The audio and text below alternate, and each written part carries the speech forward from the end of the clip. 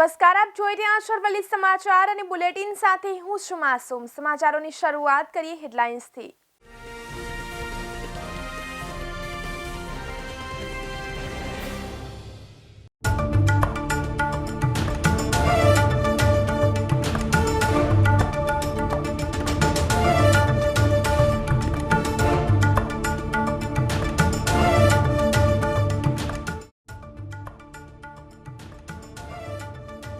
હજુ કમોસમી વરસાદની આગાહી, વારંવાર માવઠાથી 15 જિલ્લાના 2785 ગામોમાં પાકને નુકસાન।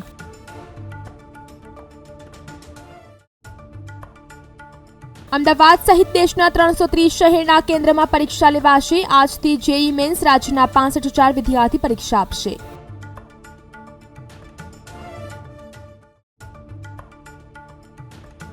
મેટ્રો શરૂ થયાના 6 મહિના પછી લિફ્ટ માટે યોગ્ય જગ્યા મળતા શાહપુર મેટ્રો સ્ટેશન જવા માટે લિફ્ટનું કામ શરૂ કરાયું।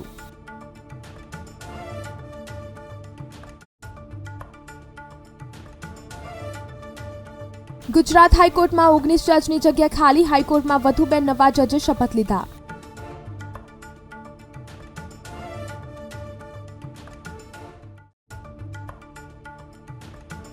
અમદાવાદ શહેરમાં 189, ગ્રામ્યના 246 કેન્દ્ર નક્કી કરાયા।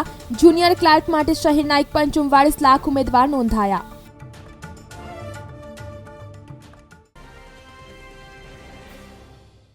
સાબરકાંઠાથી સમાચાર આવી રહ્યા છે। નકલી જીએસટી અધિકારીઓનો તરખાટ વ્યાપ્યો છે।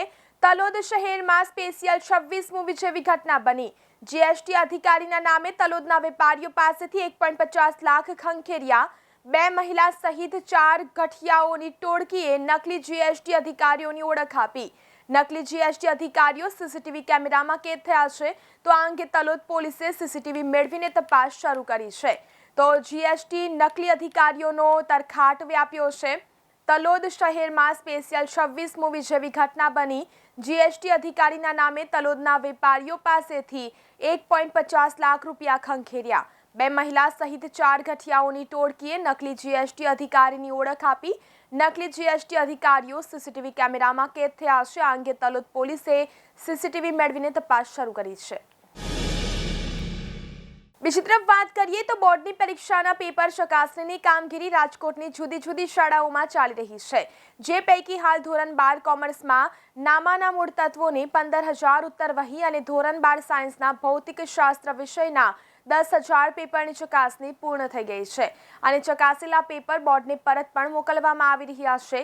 ગુજરાત શિક્ષણ બોર્ડ દ્વારા ધોરણ 10 અને 12ની પરીક્ષા શાંતિપૂર્ણ માહોલમાં લેવાયા બાદ હવે બોર્ડનું પરિણામ પણ સમયસર જાહેર કરવા માટેની કામગીરી ચાલી રહી છે, જે પૈકી હાલ ધોરણ 12 કોમર્સ અને સાયન્સના એક વિષયની ઉત્તરવહી ચકાસવાની કામગીરી પૂર્ણ કરી દેવામાં આવી છે। સોનાના દાગીનામાં HUIDની અમલવારીને લઈને સોની બજારમાં તેની વેપાર પર અસર પડી છે। તેવામાં જ સોનાના ભાવમાં 100 ગ્રામે ₹12,000નો વધારો થયો હતો અને સાથે જ રાજકોટમાં વાયદા બજારમાં સોનાનો ભાવ 62,000ની સપાટીએ પહોંચ્યો હતો। સોનાનો ભાવ ઓલ ટાઈમ હાઈ રહેતા સોની બજારમાં ચહલપહલ પર તેની અસર વર્તાઈ હતી। સામાન્ય રીતે સોના બજારમાં લોકો ખરીદી માટે વધારે આવતા હોય છે અને જૂનું સોનું વેચવા માટે ઓછા આવતા હોય છે। તેના સ્થાને બુધવારે ખરીદી માટે મર્યાદિત પ્રમાણમાં ખરીદી હતી, જ્યારે વેચાણ માટે ધસારો વધારે જોવા મળ્યો હતો।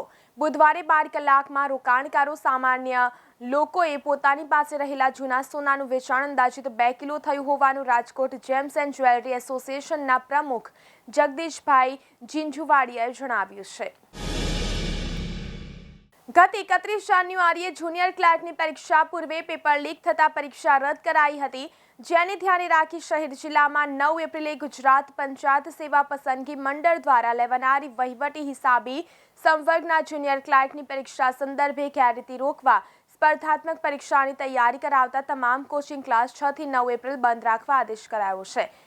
પોલીસ મુજબ શહેર અને જિલ્લામાં ગુજરાત ગૌણ સેવા પસંદગી મંડળની પરીક્ષાને પગલે શહેર પોલીસ કમિશનર તંત્ર અને જિલ્લા વહીવટી તંત્રે પ્રસિદ્ધ કરાયેલા જાહેરનામા મુજબ જે સ્થળોએ જુનિયર કારકુની પરીક્ષા લેવાનારી છે તે કેન્દ્રોની શાળાઓના પરીક્ષા ખંડમાં 9મીના રોજ 12:30 કલાકથી 13:30 કલાક સુધી કોઈપણ વ્યક્તિ તેમજ સેલ્યુલર ફોન તેમજ handset walkie talkie, cordless phone, mobile phone, wireless electric ઉપકરણો લઈ જવા પર પ્રતિબંધ ફરમાવવામાં આવ્યો છે. બીજી તરફ વાત કરીએ તો વડોદરા વાસીઓને અત્યારે કેળા ₹60 કિલો ખરીદવા પડી રહ્યા છે. પાકમાં રોગને લીધે ઉત્પાદન ઘટ્યું છે. સાથે તેમજ 10 વર્ષ પહેલા કેળાનું મથક ગણાતા છાણીમાં માત્ર કેળાનો પાક થતો હોય તેવી 3,60,000 ચોરસ મીટર જમીનનો રિયલ એસ્ટેટના વિકાસમાં વેચાઈ જતા ઉત્પાદન પણ ઘટ્યું છે. 15 વર્ષ પહેલા માત્ર છાણીમાં જ 200 વીઘા જમીનમાં વર્ષે 3,000 ટન કેળા થતા હતા. આજે માંડ 50 વીઘામાં 180 ટન જ થાય છે. છાણીના જ કેળા પકવતા ખેડૂતોએ આસોદર, સિસવા, ઓમકારપુરા તેમજ સાંકરદા, આંકલાવ, વાઘોડિયા અને સાવલીના ગામોમાં જમીનો ખરીદી કેળાનો પાક લીધો છે. દેશની NIT સહિત અગ્રણી ઇજનેરી કોલેજોમાં પ્રવેશ માટેની JEE મેઇન એક્ઝામ 2023 સેશન 2નો ગુરુવારથી પ્રારંભ થઈ રહ્યો છે. આ પરીક્ષા અમદાવાદ સહિત ગુજરાત તેમજ દેશભરમાં 6, 8, 10, 11, 12 એપ્રિલના રોજ નિર્ધારિત પરીક્ષા કેન્દ્રોમાં રાખવામાં આવી છે. આ પરીક્ષા 2 શિફ્ટમાં યોજાવાની છે. પ્રથમ શિફ્ટની પરીક્ષા સવારે 9 થી 12, જ્યારે બપોરની શિફ્ટની પરીક્ષા બપોરે 3 થી 6 દરમિયાન થશે. અમદાવાદ, ગાંધીનગર સહિત દેશભરના 330 શહેરમાં JEE મેઇન્સ એક્ઝામ થશે. અમદાવાદમાંથી આશરે 12,000થી વધુ વિદ્યાર્થીઓ, જ્યારે ગુજરાતભરમાંથી 65,000થી વધુ વિદ્યાર્થીઓ આ પરીક્ષા આપશે. બીજી તરફ દેશભરમાંથી આશરે 9 લાખથી વધુ વિદ્યાર્થીઓ આ પરીક્ષા આપશે. બીજી તરફ નજર કરીએ તો મોંઘવારીમાં પીસાતી પ્રજા પર સુમુલ ડેરીએ પણ દૂધના ભાવ વધારીને વધુ એક ફટકો માર્યો છે. દૂધની વિવિધ બ્રાન્ડોના ભાવમાં પ્રતિ લીટર ₹2નો વધારો કર્યો છે. જો કે સુમુલના 250 mlના દૂધના પાઉચમાં વધારો થયો નથી, જ્યારે 6 લીટર છાશના ભાવમાં ₹6નો વધારો ઝીંકાયો છે. અમૂલ ડેરી દ્વારા તાજેતરમાં દૂધના ભાવમાં વધારો કરવામાં આવ્યો હતો. જો કે દક્ષિણ ગુજરાતમાં અને સુરત, તાપી જિલ્લામાં દૂધનું વિતરણ કરતી સૌથી મોટી સુમુલ ડેરી દ્વારા ભાવ વધારો કરાયો ન હતો, પરંતુ એક પરિપત્ર જાહેર કરી દૂધના ભાવમાં વધારો કરવામાં આવ્યો છે, જેને લઈ મોંઘવારીમાં પીસાતી જનતાને વધુ એક માર સહન કરવાનો વારો આવ્યો છે. આ ભાવ વધારા અંગે મળેલી વિગત અનુસાર સુમુલ ડેરી દ્વારા વિતરણ થતા અમૂલ શક્તિ તેમજ અમૂલ ગોલ્ડ, અમૂલ તાજા તથા અમૂલ સ્લિમ ટ્રીમ ઉપરાંત ગાયના દૂધના 500 mlના પાઉચમાં ભાવમાં 1નો વધારો કરવામાં આવ્યો છે. આ પ્રમાણે કુલ 1 લીટરના દૂધના ભાવ પર ₹2નો વધારો થયો છે, જ્યારે 250 mlના દૂધના પાઉચ તથા 500 mlના છાશના પાઉચના ભાવમાં કોઈ વધારો કરવામાં નથી આવ્યો, પરંતુ 6 લીટર છાશના ભાવમાં 6નો વધારો કરવામાં આવ્યો છે. વિદ્યાર્થીઓને રોજગારી મળી રહે તે માટે સ્કિલ બેઝ કોર્સ શરૂ કરવામાં આવી રહ્યા છે. વીર નર્મદ યુનિવર્સિટી દ્વારા 302 સર્ટિફિકેટ કોર્સ શરૂ કરાયા છે. નવી શિક્ષણ નીતિમાં આ સંખ્યા વધવાની શક્યતા છે. સામાજિક કાર્ય અને નેઇલ આર્ટ સહિતના કોર્સ માટે વિદ્યાર્થીઓ 2 થી 4ની ક્રેડિટ મેળવી શકશે. યુનિવર્સિટીમાં નવી શિક્ષણ નીતિના અમલી સાથે સ્કિલ બેઝ સર્ટિફિકેટ કોર્સ શરૂ કરવામાં આવી રહ્યા છે. વિદ્યાર્થીઓને રોજગારી મળી રહે તે માટે શરૂ કરવામાં આવેલા સર્ટિફિકેટ કોર્સ વર્ષ 2022-23ના શૈક્ષણિક વર્ષના અંત સુધીમાં 302 જેટલા સર્ટિફિકેટ કોર્સ શરૂ કરી દેવામાં આવ્યા છે. નવી શિક્ષણ નીતિ અંતર્ગત આ કોર્સના 2 થી 4 ક્રેડિટ વિદ્યાર્થીઓ મેળવી શકે છે. તેમજ 20 થી 45 કલાકના આ કોર્સ હોવાથી વિદ્યાર્થીઓમાં ડિમાન્ડ વધી રહી છે. હાલ સુધીમાં નેઇલ આર્ટ તેમજ મોબાઈલ ટેકનોલોજી, યોગા તેમજ સામાજિક કાર્ય સહિતના કોર્સમાં ચલાવવામાં આવી રહ્યા છે. સમગ્ર રાજ્યમાં આગામી રવિવારે એક સાથે જુનિયર ક્લાર્કની પરીક્ષા લેવાશે. અગાઉ જુનિયર ક્લાર્કની પરીક્ષામાં પેપર ફૂટી જતા પરીક્ષા મોકૂફ રખાઈ હતી. હવે પેપર ફૂટી જાય નહીં તે માટે સરકાર દ્વારા ખાસ આયોજન કરાયું છે. રવિવારે અમદાવાદમાં અંદાજે 1.44 લાખ ઉમેદવાર પરીક્ષા આપશે. પરીક્ષામાં શહેરમાં 189 કેન્દ્રો, ગ્રામ્યમાં 246 કેન્દ્રો અને નગર પ્રાથમિક શિક્ષણ સમિતિના 38 કેન્દ્રો અને કોલેજોના 21 કેન્દ્રો છે. પરીક્ષા સ્ટાફમાં બોર્ડ પ્રતિનિધિ, માઇક્રો ઓબ્ઝર્વર તેમજ route supervisor, assistant route supervisor, flying સ્ક્વોડમાં 65 મહેસૂલી અધિકારી સહિત અન્ય અધિકારીઓ રહેશે. તેમજ કુલ 2 ઓબ્ઝર્વર રહેશે. સીસીટીવી ધરાવતા કેન્દ્રોમાં શહેરમાં 189, ગ્રામ્યમાં 240 અને કોલેજમાં 21 કેન્દ્રો મળી 450 કેન્દ્રોનો સમાવેશ છે.